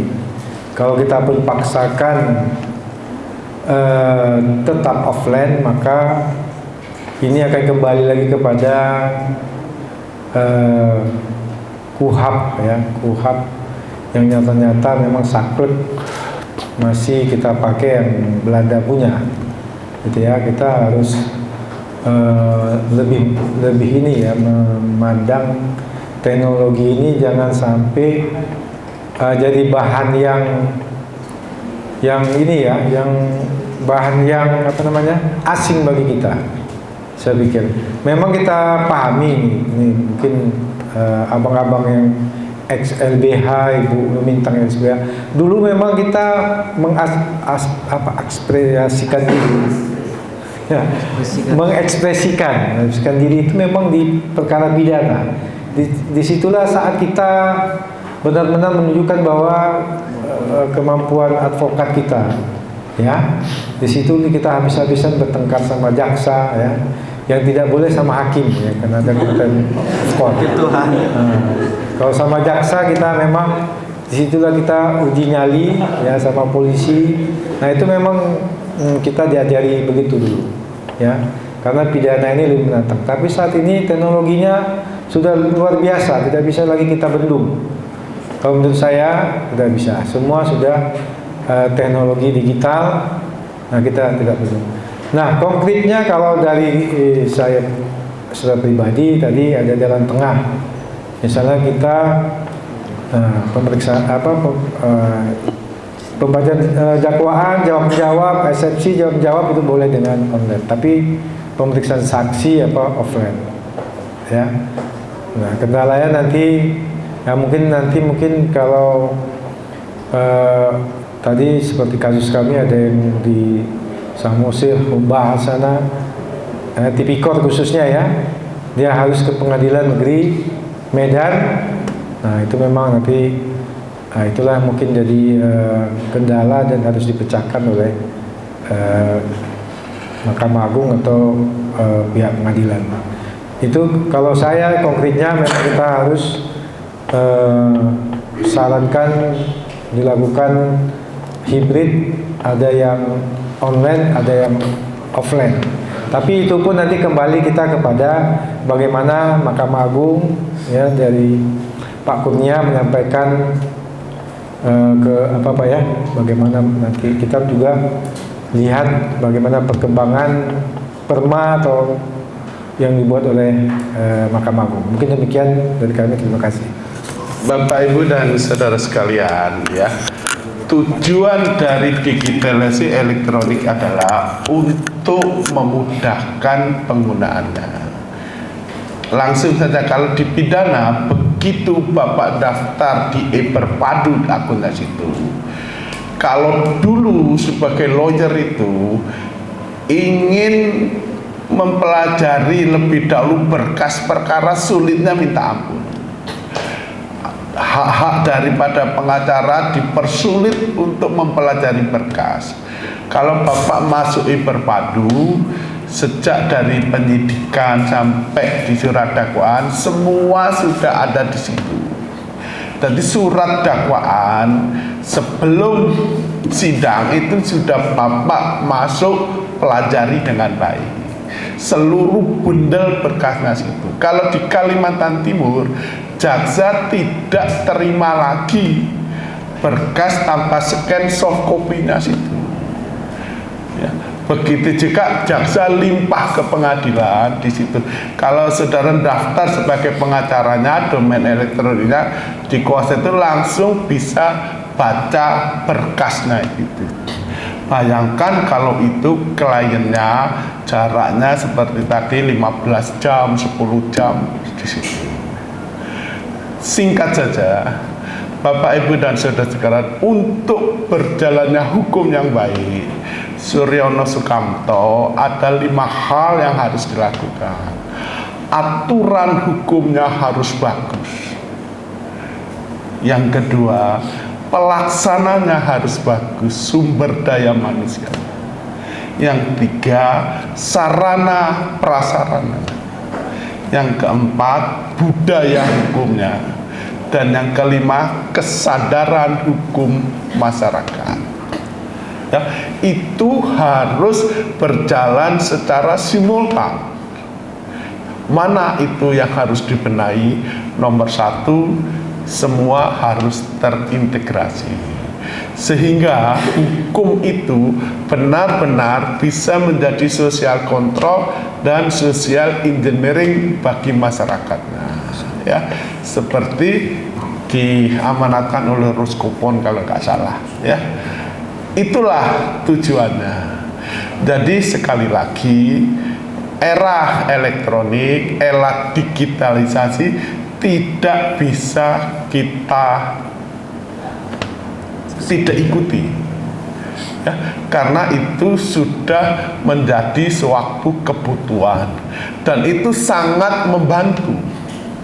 Ya, kalau Bapak sebagai lawyer, ya, mau pelajari berkas perkara, begitu Bapak masuk di e-perpadu, seluruh bundel perkara sudah situ. Bapak mau mempelajari dengan seksama surat dakwaan, itu harus dilakukan. Ya, begitu juga eksepsi. Nah ini ya, kritik juga kepada para pengacara. Kalau ngupload, ya, itu harus benar.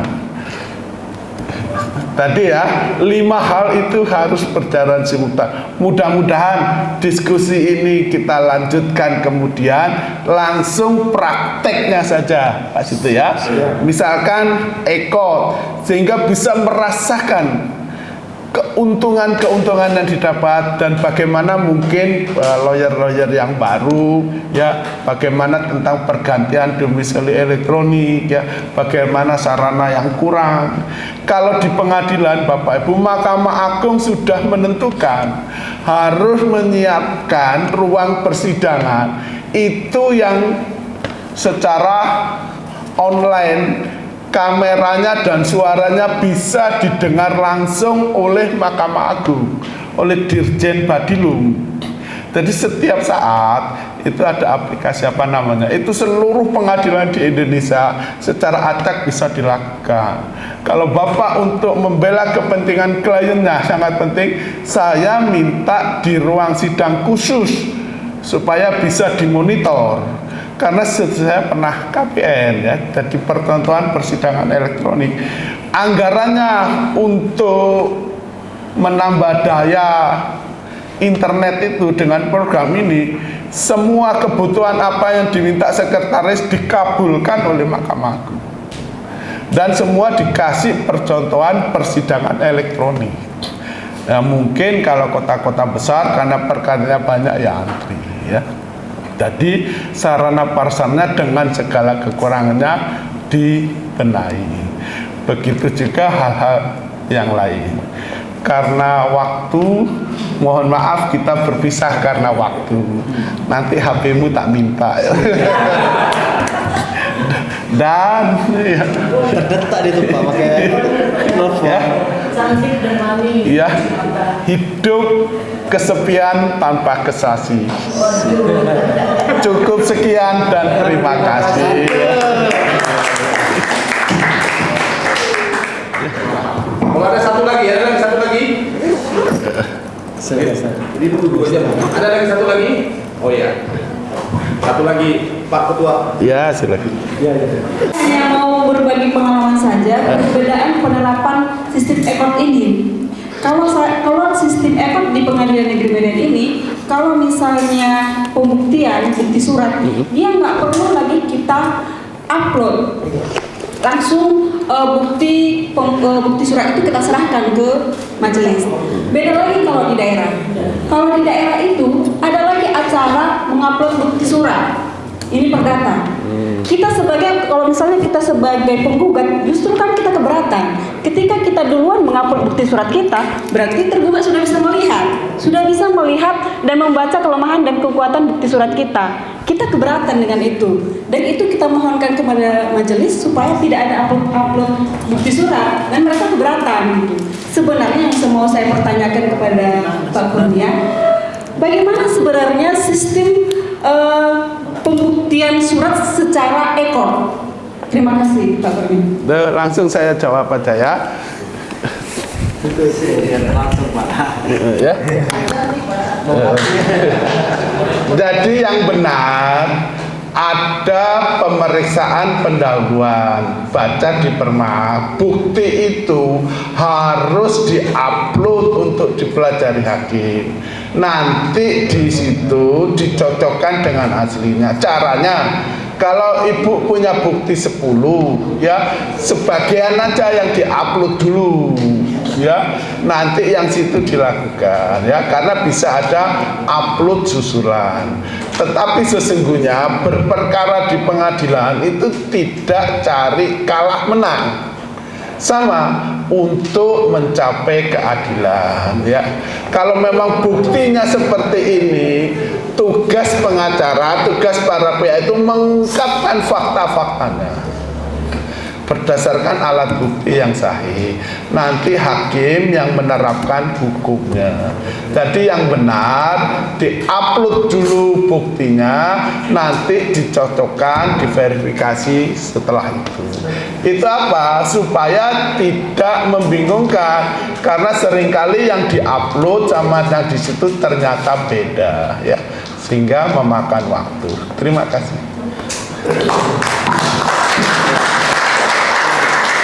Dengan dengan berakhirnya pertanyaan yang terakhir yang tadi, ya kita lihat ini ada dua kecenderungan hasil diskusi kita hari ini. Pertama, ada yang tetap mempertahankan ya pola yang lama, offline khususnya dalam konteks perkara pidana, ya artinya agak berseberangan sedikit dengan kebijakan Mahkamah Agung, artinya ikuti KUHP itu sesuai dengan aturan main yang ada.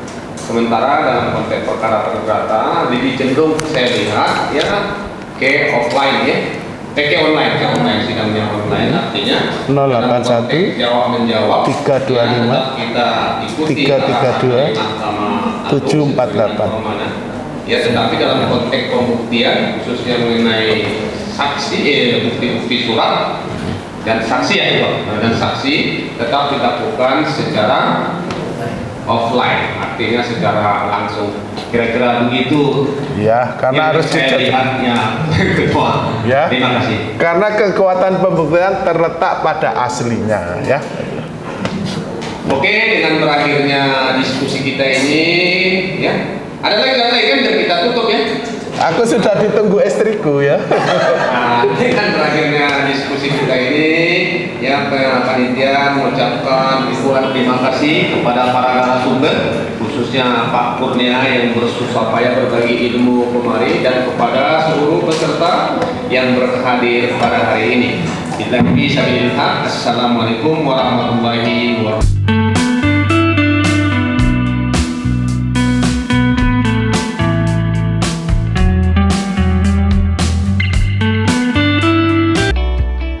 SIM Bum selaku Ketua DPC Pradi Medan.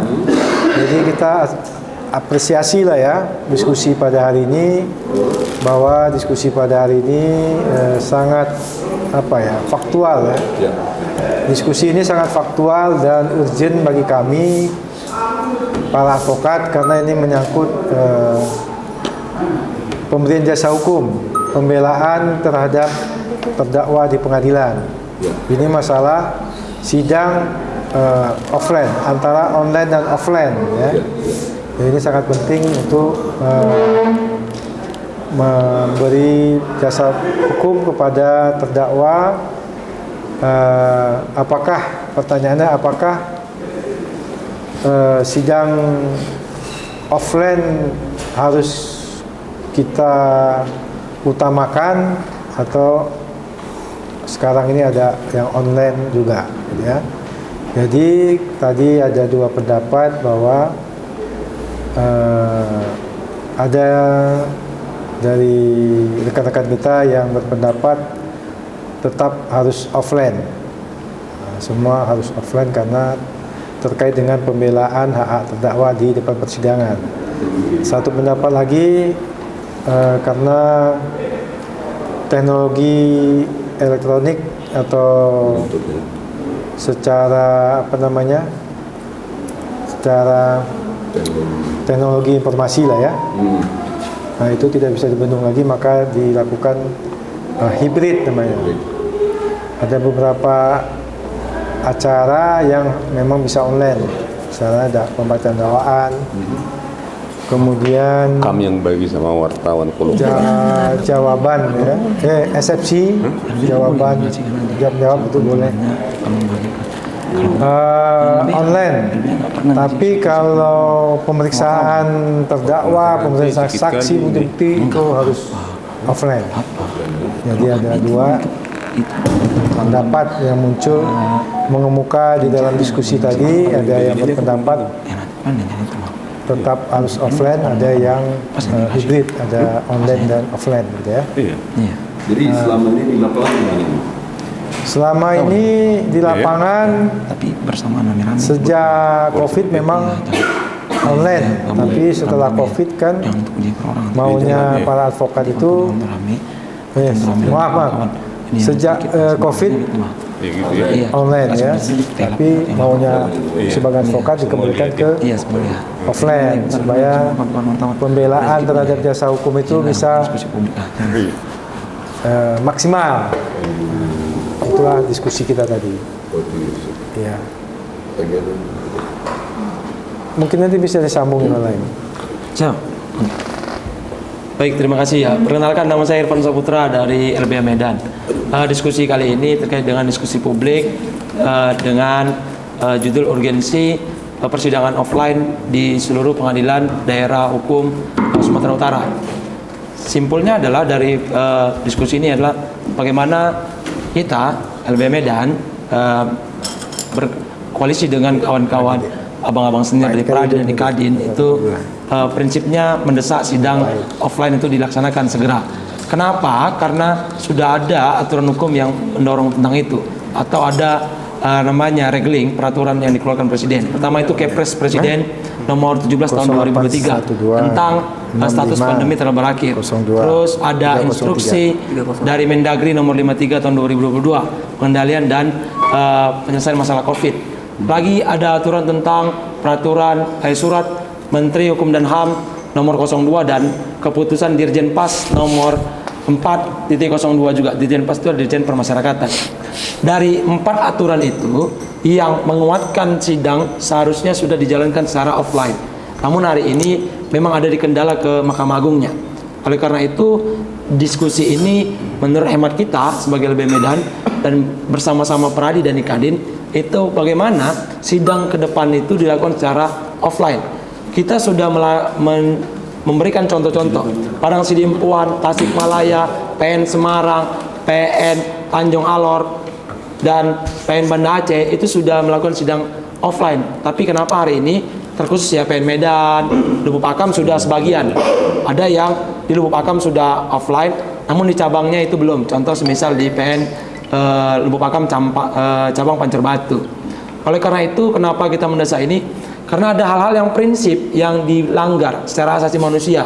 Semisal tentang bagaimana sidang peradilan pidana itu ujuk-ujuk ataupun peradilan pidana itu yang dalam hal ini meminta atau mencari namanya kebenaran material, kebenaran yang hakiki agar para terdakwa ataupun para korban maupun penasihat hukum itu benar-benar menggali kasus ini dengan benar.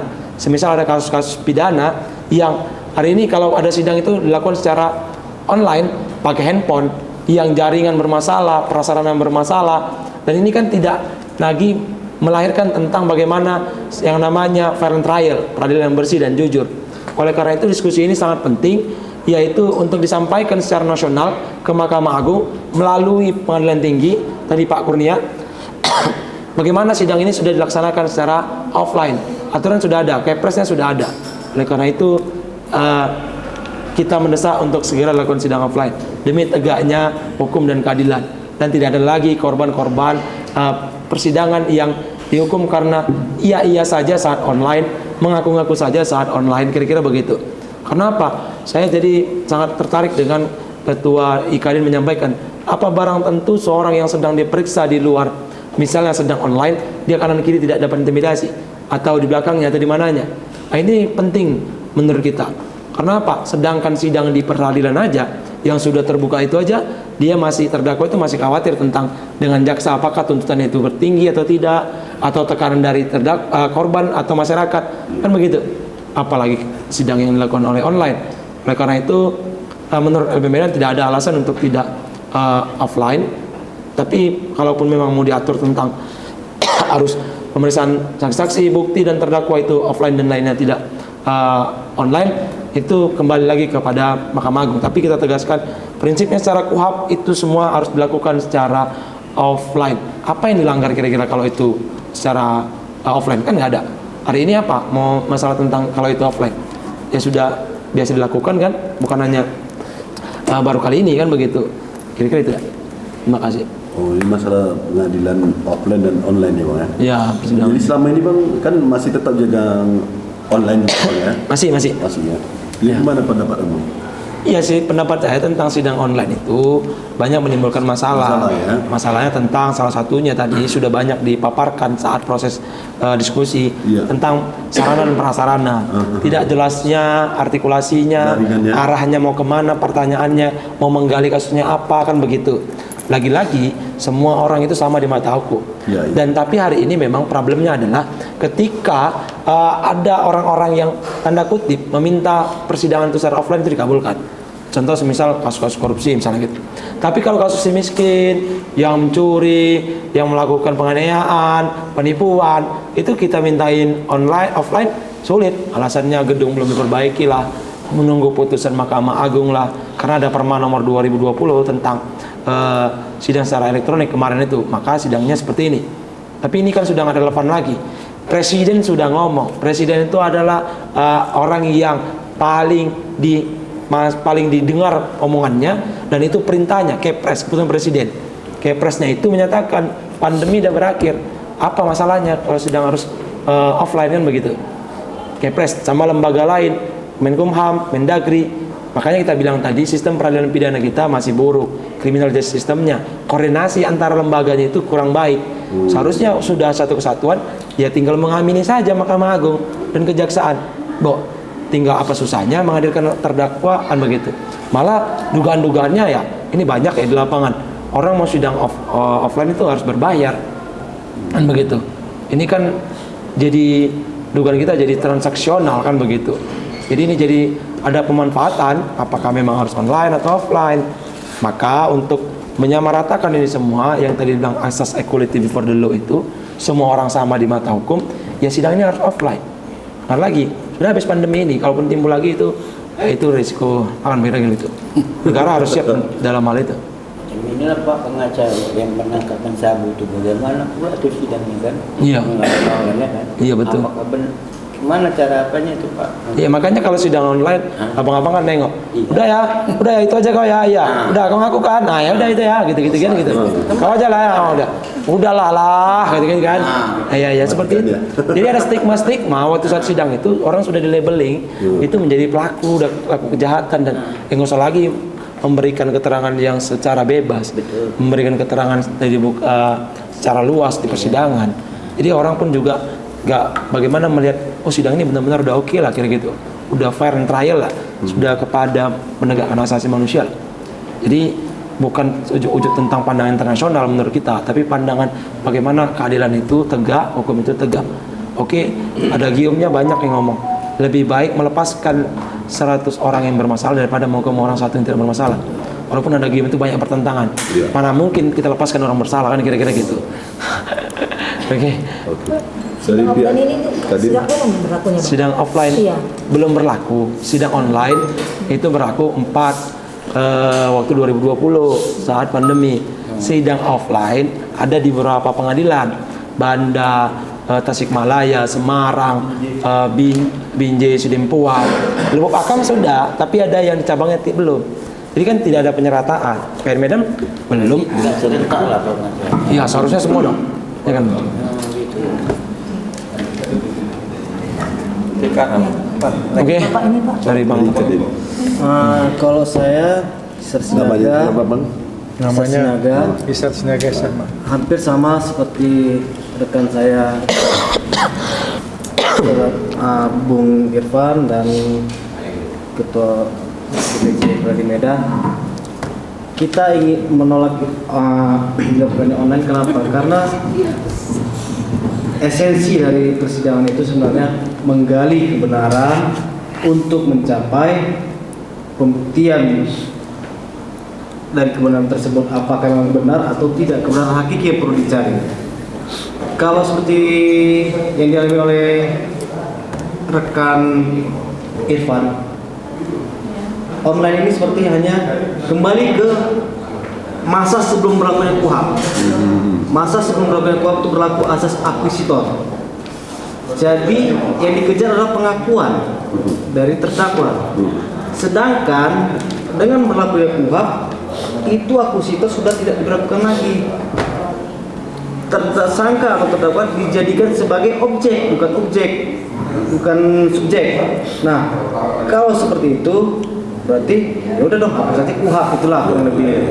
Kenapa seperti saya bilang tadi sama di dalam diskusi, oke, kita tidak menolak atau kita akan menerima sidang online, tapi harus benar-benar dong dilakukan bagaimana cara mencari keadilan itu dipastikan tidak tertekan atau tidak ada paksaan. Kalau memang di satu ruangan ya seperti film-film kita lihat ke agenan atau FBI atau CIA Bang ya. Iya. Setiap sudut itu ada CCTV. Benar nggak ada paksaan atau tidak? Kan gitu. Itu pun kita takut begitu dia keluar dari ruangan atau mau masuk ke ruangan itu sudah intimidasi terlebih dahulu. Itu sih yang kita takutkan. Kan gitu terhadap pembuktian. Bagaimana kita yakin itu bukti benar-benar atau hanya sebagai misalnya skenan aja atau fotokopi saja atau skenario. Jadi Bang, selama ini sidang online ini kan nggak didampingi dengan pengacaranya gitu. Didampingin gini. Kan sama-sama tahu nih rekan-rekan media pasti lebih tahu lah kenapa dilakukan sidang online. Iya. Nah, kan karena ada pandemi COVID-19.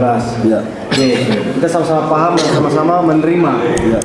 Begitu di Kepres 17 Bang Irfan ya, 2023 di bulan Juni 2023 pandemi sudah dinyatakan tidak berlaku. Nah, kalau sudah tidak berlaku, kembali dong ke asal gitu. Jangan sudah tidak pandemi ini tetap dilanjutkan. Itu sih yang kita inginkan. Kami sebenarnya ingin menggali kebenaran, pembuktian dan juga mempertahankan hak walaupun terdakwa atau tersangka itu mempunyai hak juga loh, itu hak gitu loh, tegakkan dong itu. Jangan hanya kalian hanya kejar pandangan di internasional, nggak mengikuti perkembangan teknologi atau gaptek. Nah sementara bobrok di dalam itu belum diobati gitu loh. Masa mau nambah bobrok lagi gitu ya. Jadi apa yang diharapkan dalam diskusi kali ini, Bang? Ya kalau kita ingin kembali ke offline. Kalau memang ingin dilakukan online hanya sebatas jawab menjawab. Terhadap pembuktian, proses saksi itu harus dilakukan secara offline. Itu ya. Kalau dalam pidana dia keterangan terdakwa juga harus offline. Itu aja.